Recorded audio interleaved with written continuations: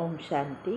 आपका प्रश्न है, बेहद की वैराग्य वृत्ति का वायुमंडल हो तो सहयोगी सहजयोगी बन जाएंगे। ये स्लोगन समझना है। उत्तर है, एक है हद का वैराग्य और दूसरा है बेहद का वैराग्य। हद का वैराग्य अर्थात हम भगवान की प्राप्ति के लिए घर बार सब स्थूल चीज़ों का त्याग कर संन्यास ले लेते हैं, लेकिन मन बुद्धि उससे नहीं निकलती। और बेहद का वैराग्य वृत्ति का अर्थ है, हम घर में रहते हैं, सभी से साथ रहकर सभी चीज़ों का उपयोग भी करते हैं, लेकिन मन बुद्धि से वैराग्य, डिटैच, सभी के साथ रहना है, सभी के साथ हिसाब किताब चुकतू करना है और नए कर्म पुण्य कर्म बने, ये पुरुषार्थ करना है। इसके लिए हमारी बेहद की वैराग्य वृत्ति अर्थात हमारी कोई भी चीज़ में अंश मात्र लगाव ना हो, चाहे वो स्थूल चीज़ है, चाहे खाने पीने की है, चाहे घूमने फिरने की है, चाहे सगा संबंधी में है, कोई में भी हमारी मन बुद्धि अटैच ना रहे, मन बुद्धि से डिटैच। तो हमें सबके साथ रहते हुए मन बुद्धि से डिटैच रहने के लिए ही हमारा पुरुषार्थ है। शिव बाबा हमें जो कुछ बताते हैं, जो भी धारणाएं बताते हैं, वो पहले जन्म में श्री कृष्ण के घराने में आने के लिए है। बाकी जो जितना करेगा उतना वो प्राप्त करेगा।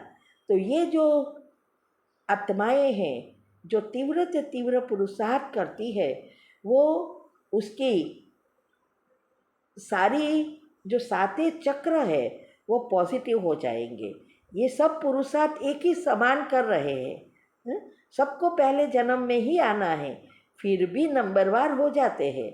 इसका कारण यही है कि हमारी अवस्था, जो हमारी पॉजिटिविटी है, वो कितनी नेचुरल है, उस पर हमारी अवस्था बनती है। इसीलिए मैंने विधि बताई है। ये वडोदरा अटलादरा की 4 दिन की योग भट्ठी है, उसमें आप सारी डिटेल मैंने बताई है डिटैच होने के लिए। सेकंड का पेपर पास करना अर्थात डिटैच होना। तो ये इसमें बताया है कि योग की पहली अवस्था जितनी पक्की होगी उतनी बीजरूप स्थिति नेचुरल होगी, और नेचुरल हम बेहद के वैरागी वृत्ति वाले बन जाएंगे। इसीलिए ये जो विधि बताई है, अगर वो विधि अपनाएंगे तो हमारे साते चक्र के लेयर्स पॉजिटिव बनेंगे, खुल जाएंगे।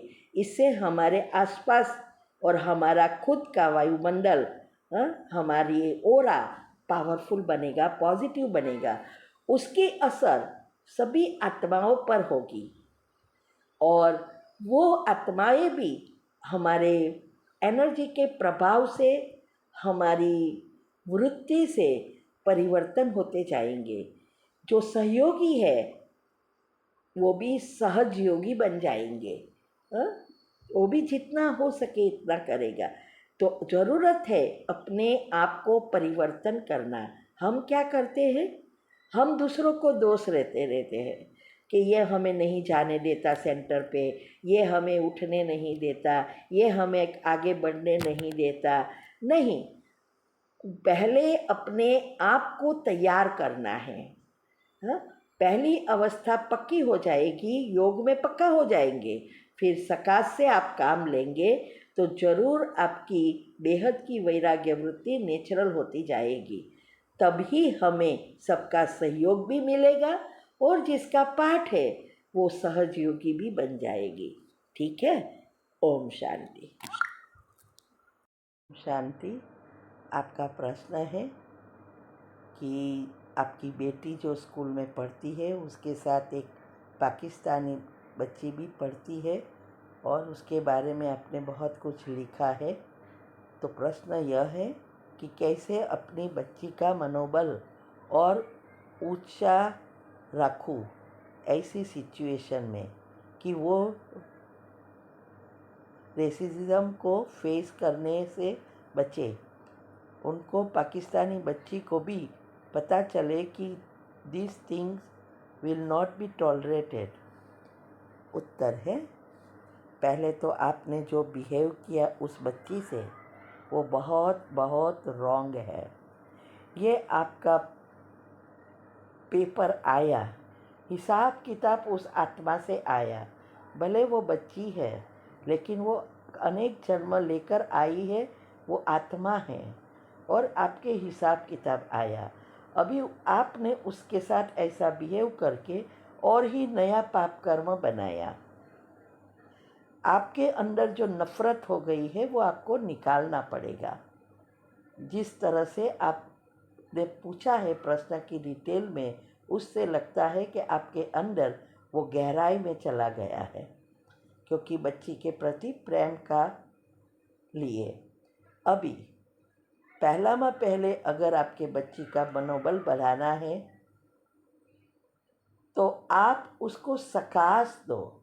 इस दोनों आत्माओं के बीच हिसाब किताब चुकतू करके, और जो जैसी आपकी बच्ची चाहिए, उसके साथ मनोबल चाहिए, वो एक लिस्ट बनाओ सबकॉन्शियस माइंड के नियम अनुसार। योग के प्रयोग की विधि सुनो, और ये जो बड़ौदा अटलादरा का सेमिनार रखा है 3 दिन का, वो सुनो। उसमें मैंने सारी विधि बताई है। उस विधि अनुसार हिसाब किताब चुकतू कर और इस आत्मा को, आपकी बच्ची को सकाश दो, तो वो अच्छी रीति वो सकाश से वो बदल जाएगी, उसका मनोबल बढ़ेगा। लेकिन शर्त यह है, एक भी नेगेटिव विचार नहीं चलने चाहिए। और दोनों को बिठाओ, अच्छी रीति प्रेम से बात करो। अगर आपको अगर नहीं भी चाहिए तो उसको कहो कि तू तेरे रास्ते में, मेरी बेटी मेरे रास्ते।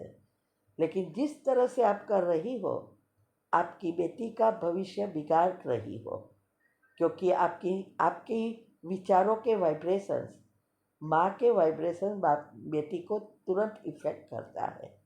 इसीलिए ऐसा आपको नहीं करना चाहिए था। तो आप सकाश से काम लेना सीखो।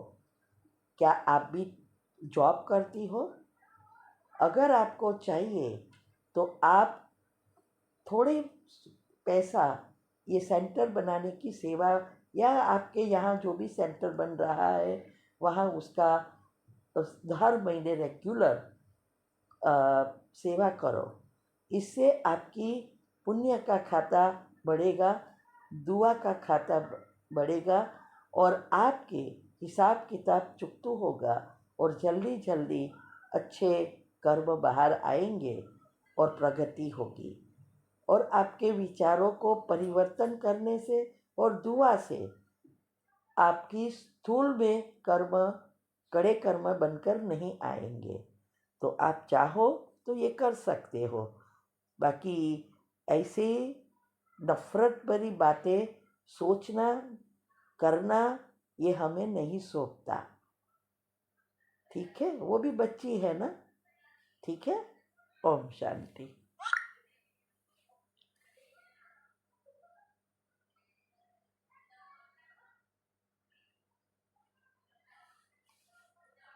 ओम शांति। आपका प्रश्न है, बेटे की पढ़ाई शुरू हो गई है, मैं जा नहीं सकूंगी तो उसको भेजना पड़ेगा।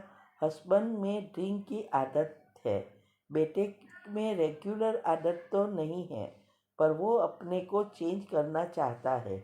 बहुत दिक्कत से उसको पढ़ा रहे हैं, तो मैं क्या करूं? बाबा साथ है या सोच के ये कदम बढ़ाए? उत्तर है, बाबा साथ है, लेकिन साथ कब होगा? सिर्फ कहने से, सोचने से थोड़ा साथ हो जाता है? क्या आपने बाबा को बच्चा बनाया है? क्या उसके लिए कुछ कर रहे हो? तो वो आपके सुनेगा ना, तो आपके वाइब्रेशंस जाएगा। आपको ये देखो, योग के प्रयोग जब करते हैं तो मन न्यूट्रल होना चाहिए। आपके पति को जो ड्रिंक का प्रॉब्लम है, मैंने ऑलरेडी वीडियो रखी है, मैंने पहले भी आपको कहा था कि वो दवा और सकाश दो। और अगर आपका बच्चा करना चाहते हैं तो उसको भी आप कह सकते हैं, लेकिन ये आपको जब बच्चा नज़दीक था तब आपको ये करना चाहिए था, मुझे बताना चाहिए था। आपने हर समय यही पूछा कि कैसे इस बच्चे को पढ़ाई में हम पास हो जाए, इस एग्ज़ाम में पास हो जाए, लेकिन आपने कभी नहीं कहा कि आपके बच्चे को बुरी आदत है और वो पढ़ना नहीं चाहता, तो क्या आपका योग का प्रयोग काम करेगा? नहीं करेगा। तो एक ही रास्ता है कि सकाश दो, पावरफुल योगी बनो और जो चाहिए वो लिस्ट बनाकर उस प्रकार के चिंतन चलाओ।